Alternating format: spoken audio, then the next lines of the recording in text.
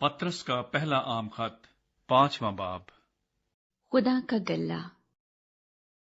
تم میں جو بزرگ ہیں، میں ان کی طرح بزرگ اور مسیح کے دکھوں کا گواہ اور ظاہر ہونے والے جلال میں شریک بھی ہو کر ان کو یہ نصیحت کرتا ہوں کہ خدا کے اس گلے کی گلہ بانی کرو جو تم میں ہے۔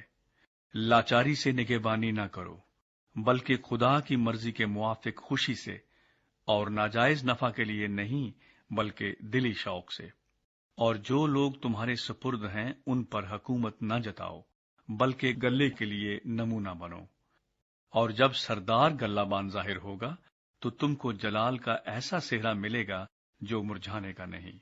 اے جوانوں، تم بھی بزرگوں کے تابع رہو، بلکہ سب کے سب ایک دوسرے کی خدمت کے لیے فروتنی سے کمر بستہ رہو، اس لیے کہ خدا مغروروں کا مقابلہ کرتا ہے مگر فروتنوں کو توفیق بخشتا ہے۔ پس خدا کے قوی ہاتھ کے نیچے فروتنی سے رہو، تاکہ وہ تمہیں وقت پر سر بلند کرے، اور اپنی ساری فکر اسی پر ڈال دو، کیونکہ اس کو تمہاری فکر ہے۔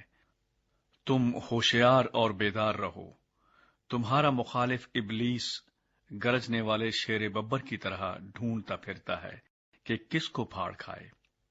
تم ایمان میں مضبوط ہو کر اور یہ جان کر اس کا مقابلہ کرو کہ تمہارے بھائی جو دنیا میں ہیں ایسے ہی دکھ اٹھا رہے ہیں۔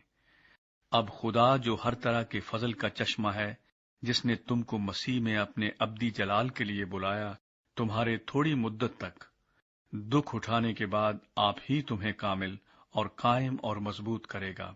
عبدالآباد اسی کی سلطنت رہے، آمین۔ تسلیمات۔ میں نے سلوانوس کی معرفت، جو میری دانست میں دیانتدار بھائی ہے، مختصر طور پر لکھ کر تمہیں نصیحت کی، اور یہ گواہی دی کہ خدا کا سچا فضل یہی ہے۔ اسی پر قائم رہو۔ جو بابل میں تمہاری طرح برگزیدہ ہیں، وہ اور میرا بیٹا مرکز تمہیں سلام کہتے ہیں۔ محبت سے بوسہ لے لے کر آپس میں سلام کرو۔